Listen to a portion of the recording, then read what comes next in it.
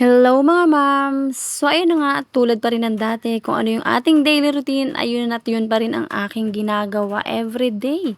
Last June 29 ay nag 50,000 followers na nga ni itong ating main page. At makalipas nga ang mahigit isang buwan ay nadagdagan ulit tayo. Ngayon ay meron na tayong 56,000 followers dito sa ating main page. Pero katulad pa rin ng dati, wala pa rin namang masyadong ganap at hindi pa rin nga tayo makapag-celebrate. Hindi pa rin natin nagagawa yung dapat nating gagawin. Yung katulad ng iba na nakakapag-celebrate, naghahanda, gano'n, namamasyal kapag merong mga achievements na nangyayari sa kanilang mga page. Dito kasi sa akin ay parang daily routine ko na lamang, daily life ko na lamang na ina-uploadan ito. Pang memories na lang ba dahil wala nga akong income dito sa aking page na ito.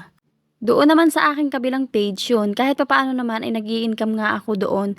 Pero ang kaibahan nga lamang ay kakaunti ang aking followers doon dahil nandito nga sa main page ko ang pinakamadami kong followers. Pero okay lamang dahil ito namang aking ginagawa araw-araw ay parang memories ko na lamang dito sa Facebook. Hindi ko na nga ito gasinong na-uploadan ng mga mini vlogs ko at puro reels na lamang na-upload ko dito. Pero ganun pa man ay patuloy pa rin nga ang pagdami natin. Kaya naman sobra-sobra ang aking pasasalamat sa inyo mga moms na patuloy na tumatangkilik at nanonood nga dito sa aking mga mini vlogs. Kahit yung mga reels ko na pinapanood nyo rin. So ayun na nga, pagkatapos kong magtipig na rin aming pinaghigaan ay akin din nga munang inayos ari at hindi pa rin pala talaga nga ako nakakabili hanggang ngayon ng nulukot no gusot na yun na pang cover nga dito sa aming higaan. Alam mo na, tinatansya ko pa rin ang mga budget dahil nga tayo ay stay at home mom na lamang ngayon. At wala na tayong masyadong racket ay kailangan nga nating magtipid.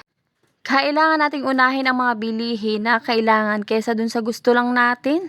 Dahil tayong mga nanay talaga ang nagbabudget dito nga sa bahay natin ay talaga namang napakahirap kayang mag-budget nang wala naman tayong babudgetin o tight lang yung ating budget. Lalo na nga ngayon na buwan ng Agosto, may kasabihan nga tayo na kapag Agosto ay taghirap nga ni.